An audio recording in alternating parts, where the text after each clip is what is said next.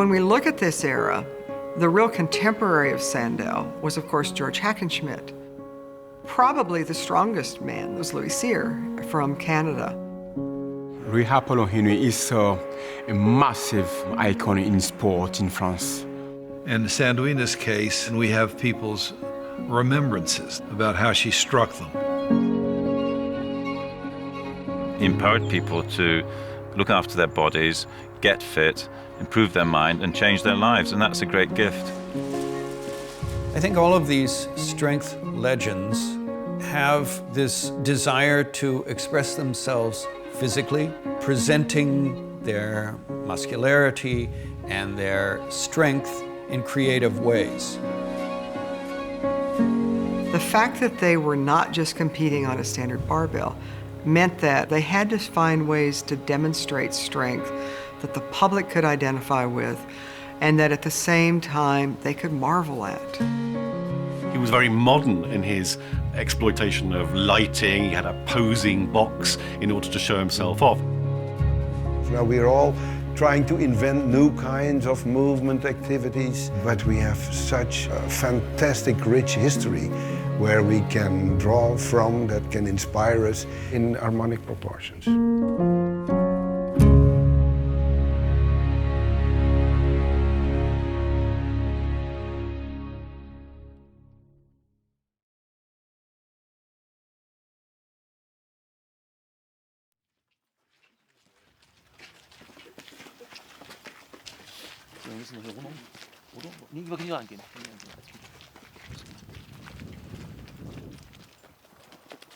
In my youth, in the early 70s, I had been running around this place here because sometimes weightlifting kids also had to do something for the endurance, but very seldom, fortunately. Yeah. I was a member of the weightlifting group here in 1976. I came here and I had been at this store, a piece of paper like this one, and there was written, there will be no weightlifting training for the next time. End of all. So, and I decided, okay, I need something else. And I became bodybuilder. Also mein Name ist Andreas Müller.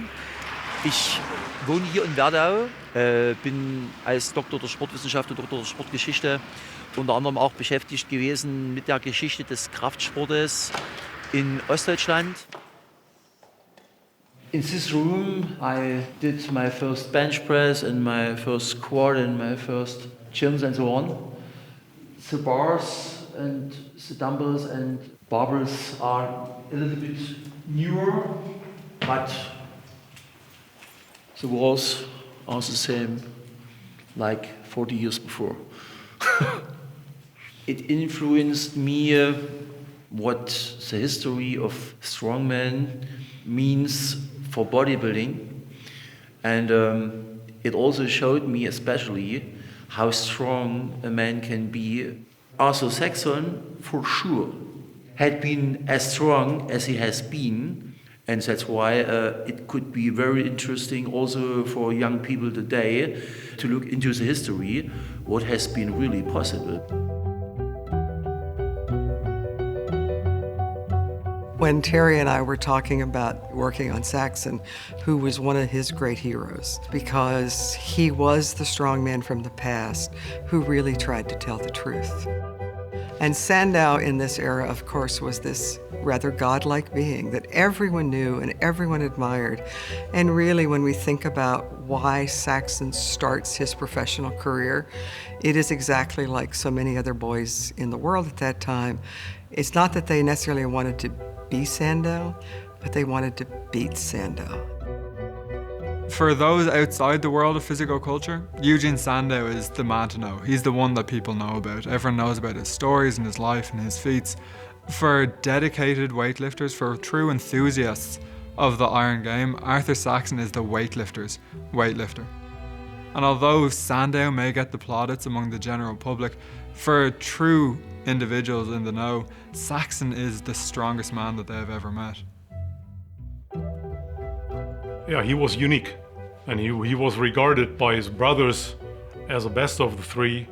He was regarded by many of the well-known lifters of the time. I think Thomas Inch, Milo Steinborn, they all admired Saxon. So when you get the admiration from the top athletes, makes him a legend. And the photograph? The photograph is an original one. Often you can read the three Hennig brothers of the Saxon Trio, but it's not right, because the man in the middle is Hilsberg and not... Kurt was at this time too young. He came later to the Saxon Trio. Mein Name ist Gerlinde Rohr. Ich bin in Leipzig geboren, habe hier Sportwissenschaft und Sportgeschichte studiert, habe promoviert als Sporthistoriker und habe 36 Jahre im Sportmuseum Leipzig gearbeitet. Arthur Saxon ist in einer Familie geboren, die wie viele Leipziger für vieles Neue offen waren. Und offensichtlich war er ein Naturtalent, wie man sagt, und war schon als Kind, als Jugendlicher mit außergewöhnlicher Kraft ausgestattet. He had two other brothers, Herman and Kurt. Herman was 4 years younger than he was. Kurt was 6 years younger. Arthur came from a working-class family. His father had been a laborer. His mother was known for her strength. Because there were these three precocious boys from the time of their birth, sort of already sort of gaining in strength and training and thinking about this, you know, they actually began trying to like create gyms and clubs for weightlifting when they were still really just children. This book is about 1892 till 1912. Oh, 1912. It's about this time. And that's when Club Atlas was formed. They started in 1892. Yes, and here it starts about the Saxons, the world-famous Saxon Trio.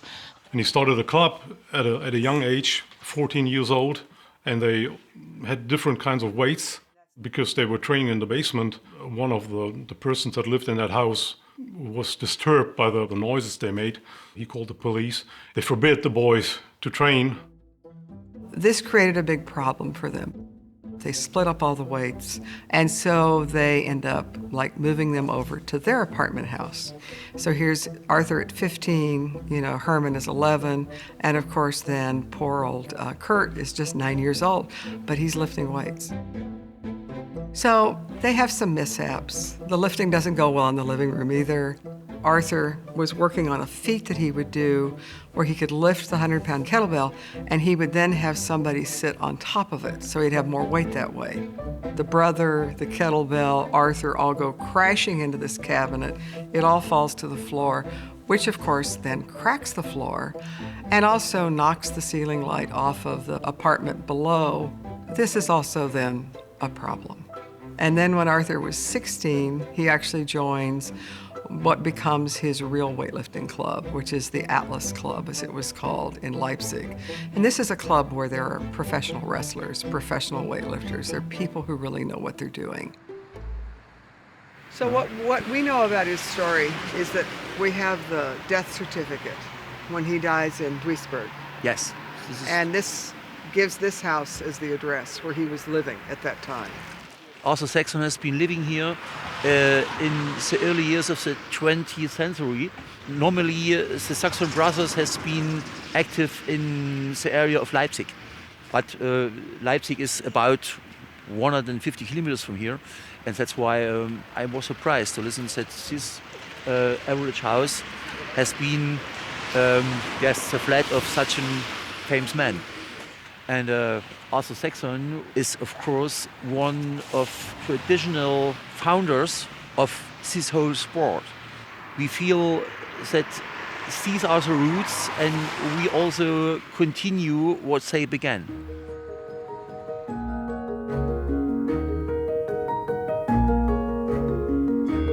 His life changed when there was a German strongman named Arno Patschke who came into the club one day and he saw Arthur lifting weights. So Patchke sees him and realizes that this kid is extraordinary. And so he gets very excited, realizing that here is this other person who's almost like a Sandow. And so he has this idea to create a trio. Arno Patchke's was also known as Arno Saxon because he's from Saxony. That's the part of Germany where these guys live. And so he has the idea, we'll call ourselves the Saxons. The other person that he enlists is a man named Oscar Hilgenfeld. And so those are the three original members of the Saxon Trio. Now, eventually, Arthur Saxon will join forces with Herman and Kurt, his two brothers, to form the true Saxon Trio, which will perform from really the early 1900s until 1914. But throughout the Saxon Trio's run, there are actually 9 individuals filtering in and out of the Saxon Trio, and the only consistent performer within that trio is Arthur Saxon. Arthur lifted barbells and dumbbells and did not do the stage things like lifting a horse. You lifted real metal. For the Germans, it's always better to lift competition equipment. If you lift a horse, they think it's a trick. But if you have a real barbell that you can touch, that is where you get recognition in Germany.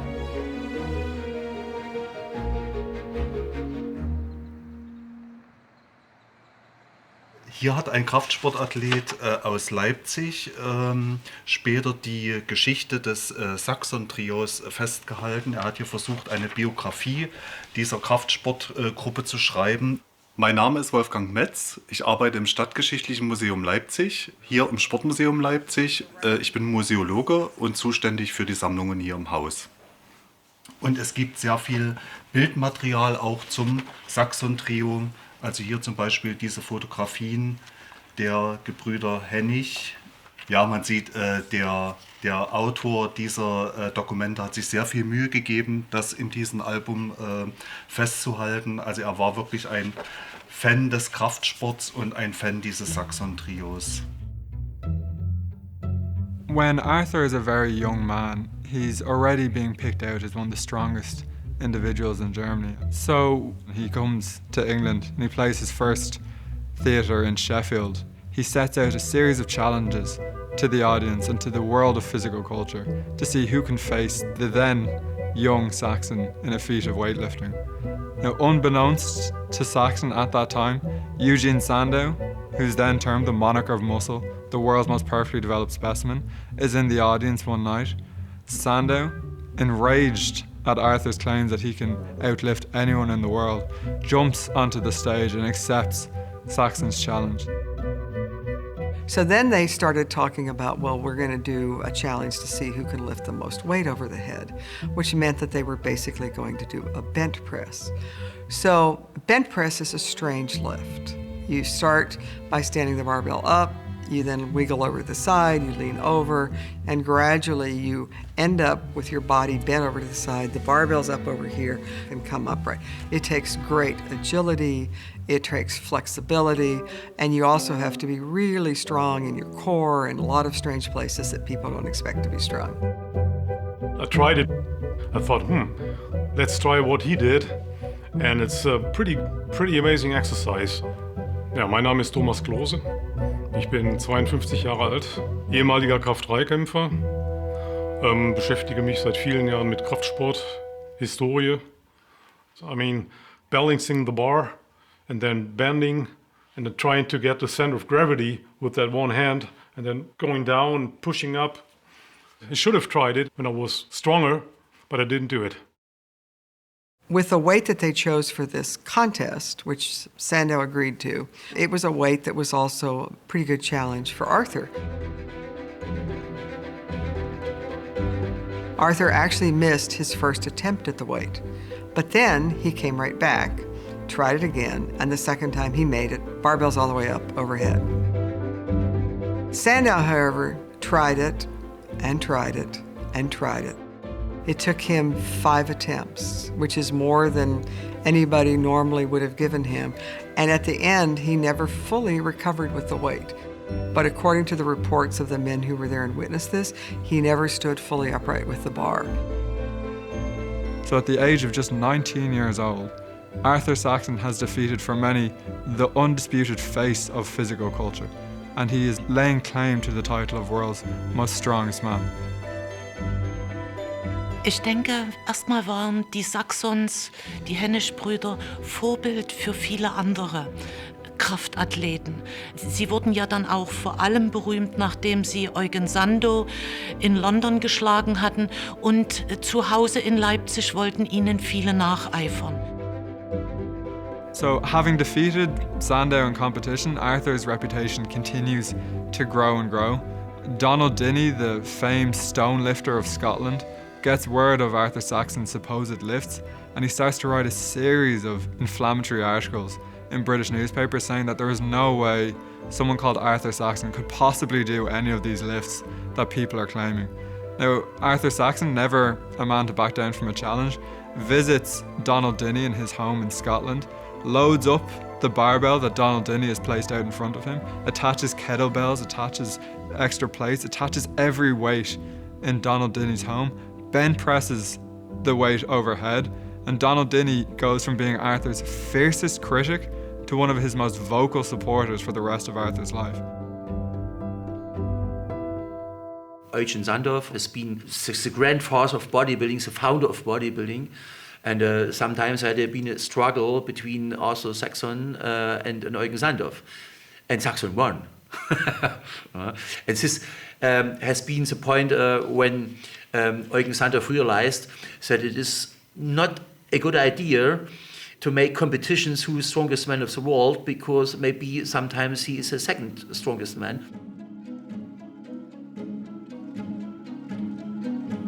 There continues to be this ongoing conversation about who's better, Saxon or Sandow, Saxon or Sandow, Saxon or Sandow. And one of the things that starts to happen is that Sandow starts getting pretty angry about this, because there are theater owners who are wanting to say to him, we're not going to hire you because you can't really claim to be the world's strongest man, because this other guy, Saxon, is also saying he's the world's strongest man because he beat you in this contest. So in 1901, Sandow brings a libel court case against Arthur Saxon. Sandow's claim against Saxon is that the barbell Sandow failed to lift in the bench press was filled with mercury. So this would mean that when a lifter bench presses the barbell, the weight would shift from one end to the other, making it unstable and hard to lift. And so what then happens then is there is this very public court case that's reported in all the newspapers, which sadly for Arthur did not end on the right side for him. And one of the things that happens is that Arno Patchke, his friend who started the Saxon Trio, somehow comes along and decides to become the witness for Eugene Sandow. And Patchke tells people that it was a trick barbell and that there might be something in it like quicksilver or mercury. This, as anyone who knows Arthur Saxon on a personal level, is a complete fabrication. Saxon is known for his genuine strength, for his genuine lifting feats, but the court rules in Sandow's favour, meaning that Saxon is forced to pay a £25 fine to Sandow, which is a very sizable sum at that time, especially for a performer like Saxon, and he can no longer call himself the conqueror of Sandow. For the world of physical culture, they know Saxon is the true victor, but for Sandow it allows him to save face and preserve his reputation, at least for a few more years.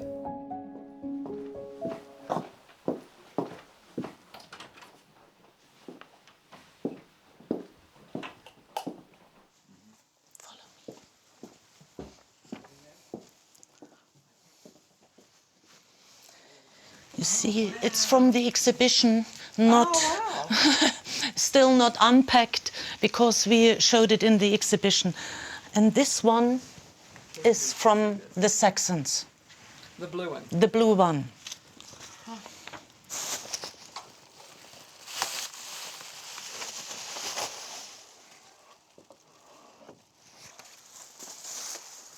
You can screw it off and put sand or whatever inside to make different weights, yes. And this one is a typical product from Saxony for strongmen. Weil Arthur der älteste der Brüder war, 1878 geboren, seine Brüder waren doch ein wenig jünger, begann er und mit anderen Kraftathleten, die etwa in seinem Alter waren. Und erst später, als die Brüder auch das Alter und die Fähigkeiten hatten, um in einem bereits bekannt gewordenen Trio auch die entsprechenden Leistungen zu zeigen, und diese Gründer, Patschke oder Arno Saxon, das Trio verließen, weil sie ihren eigenen Weg gehen wollten, holte Arthur seine Brüder ins Trio. Und damit war dann etwa so um 1904 war dann das berühmte Saxon Trio der 3 Hennig-Brüder in der Welt unterwegs.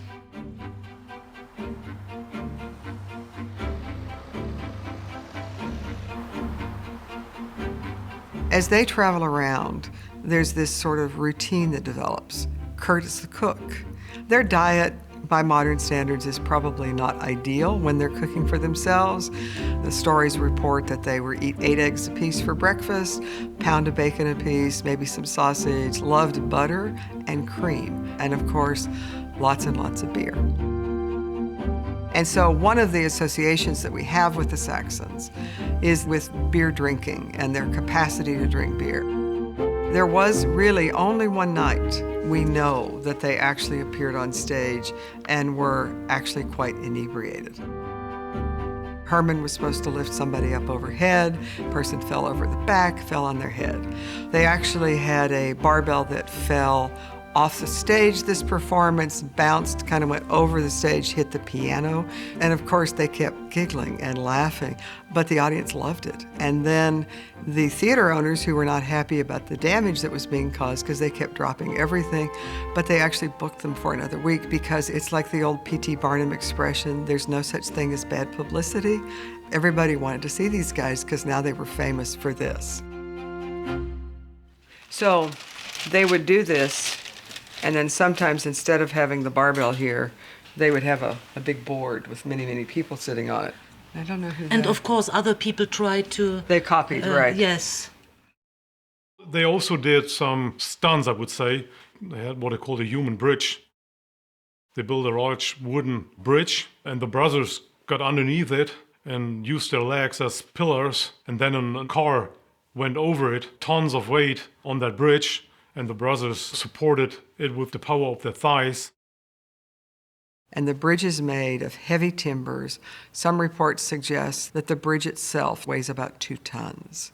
And they're going to support this with their feet straight up in the air, and then a car is going to drive over this with passengers. And this became, obviously, a very dangerous act to do. That's a lot of weight to support, even between 2 men. And unfortunately, in 1908, a horrific accident occurs where it seems like the track slipped midway through the lift. Arthur breaks his leg, Kurt breaks his leg, and they start to redefine how they do that lift.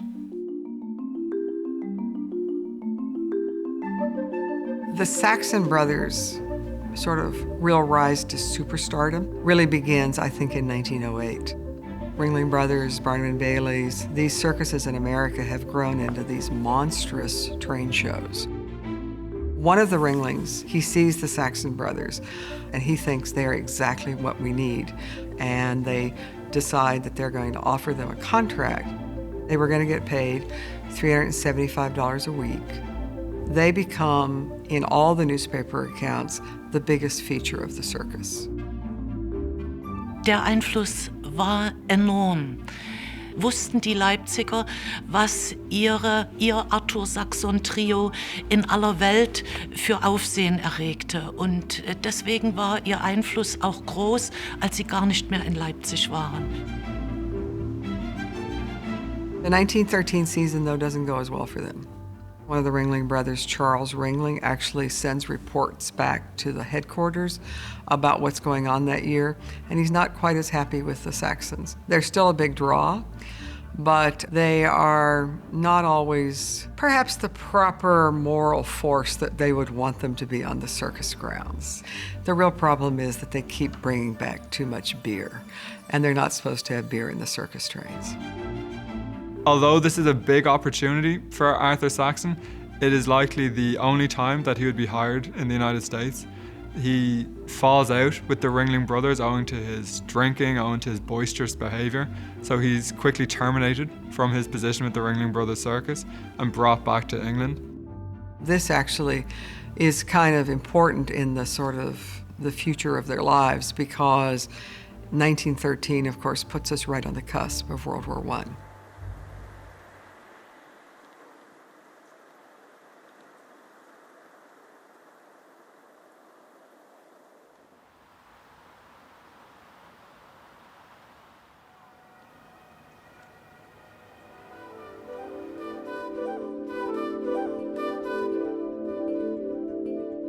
Arthur, as a young man, when he's in England in his early 20s, meets a young lady called Sarah Compton. Now, we don't know too much about Sarah's family, but we do know that they own a theatre in one of the cities that Arthur's performing in. Sarah is British by nationality and by birth.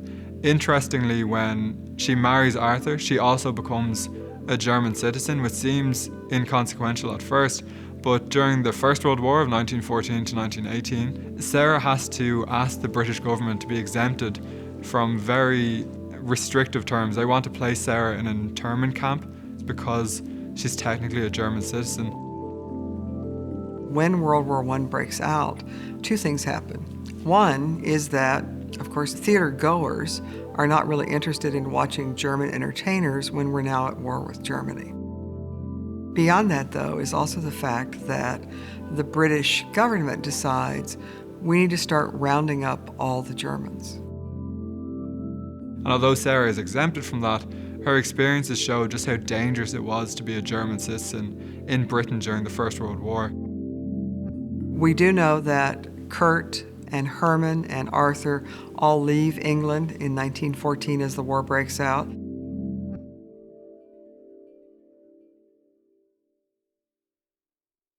Es war ja so, während des Krieges sind auch viele Sportler in den Krieg gezogen. Man fühlte sich auch stark genug, um das Vaterland zu verteidigen. Am Anfang sind die Sportler, wir sagen, mit wehenden Fahnen in den Krieg für das deutsche Vaterland gezogen. Und erst allmählich erkannten sie, dass es kein gerechter Krieg und kein guter Krieg, kein Krieg ist ein guter Krieg sein kann.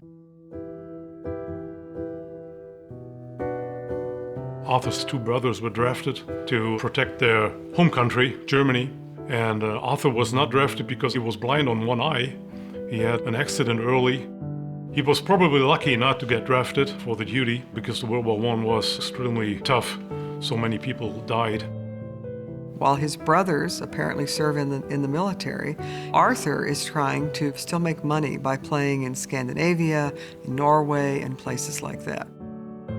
And at this point, Germany, of course, is devastated. It's a terrible place to be. People are starving, there's no food, there's been no farming, there's a great deal of sickness. And in fact, in the particular area of Saxony where Arthur lived, it was one of the highest areas in Europe at that time for tuberculosis. Aufgrund des Ersten Weltkrieges hat er natürlich viel an seiner körperlichen Kraft verloren. Er konnte nicht trainieren, man hatte nicht genug zu essen. Also wenn ich gelesen habe, was die Kraftathleten, auch die 3 Hennig-Brüder, so gegessen haben an Fleisch, an Gemüse, also das sind ja Riesenmengen gewesen, die in einer Kriegszeit den Menschen überhaupt nicht zur Verfügung standen. Deswegen wäre es nach dem Ersten Weltkrieg fast ein Neubeginn gewesen. Da war er aber dann auch schon über 40 Jahre. Und ich denke, das sind die Gründe, weshalb er nicht an die früheren Leistungen und Erfolge anknüpfen konnte. Taken away from his livelihood, from his home, from his wealth, Arthur is forced to continue performing throughout the entirety of the First World War. So from 1914 to 1918, he's primarily performing in Denmark and in Scandinavia because they're the few nations that will accept German performers at that time. And of course, magazines have stopped publishing, so we don't have German magazines telling us, like, following his career anymore. We don't really have a lot of true evidence of what's happened. What we do know of his last days is we have a copy of his death certificate.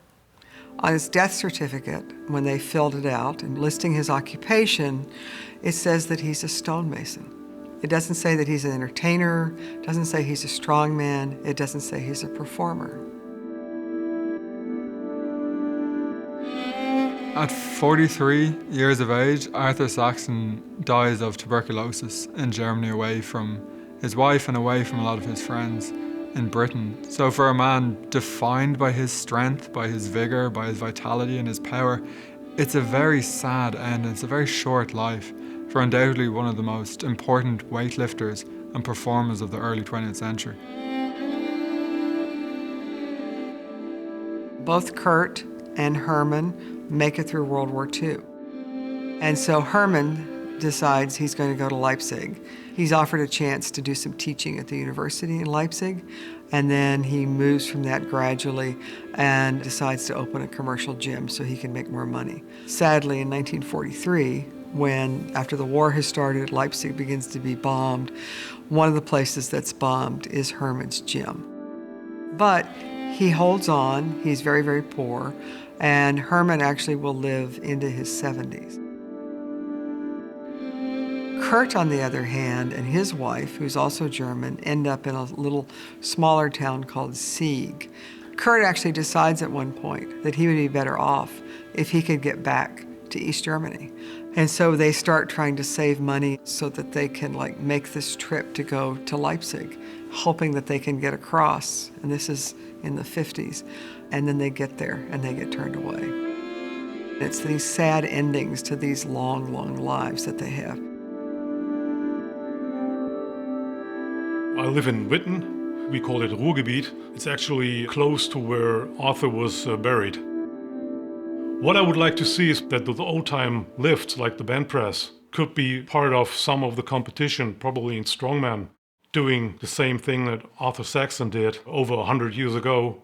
That would be really great to see the old-time lifts on a modern stage. And what would be really neat would be to name it the Saxon press, so the band press is directly connected to its greatest athlete of the past, Arthur Saxon. Also ich denke, dass Arthur Saxon natürlich in erster Linie durch seine außergewöhnlichen Leistungen, die ja zu einem großen Teil bis heute unerreicht geblieben sind, dass er dadurch sehr viele Menschen anregte, sich mit dem Kraftsport zu beschäftigen. Arthur is the guy who was the lifter. He sets records that nobody has beaten to this day. I mean, you think about that. And one of his great records that still stands is the lift that we call the 2 hands anyhow. He would take a barbell and he would go to the gym and he would get string and he would tie on the barbell all the other weights he could find, because that was the only way you could get enough weight for the things that he could do.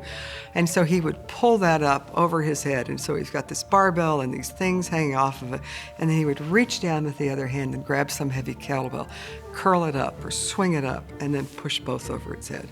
And so he did it 445 pounds or something like that. To put that overhead at that body weight, it's extraordinary, and nobody's done anything like that before.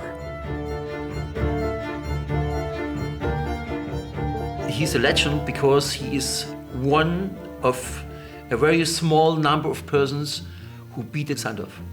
Eugen Sandow realized that sometimes people could be stronger than he, and it was dangerous to organize competitions for the world's strongest man, because it could come somebody like Arthur Saxon.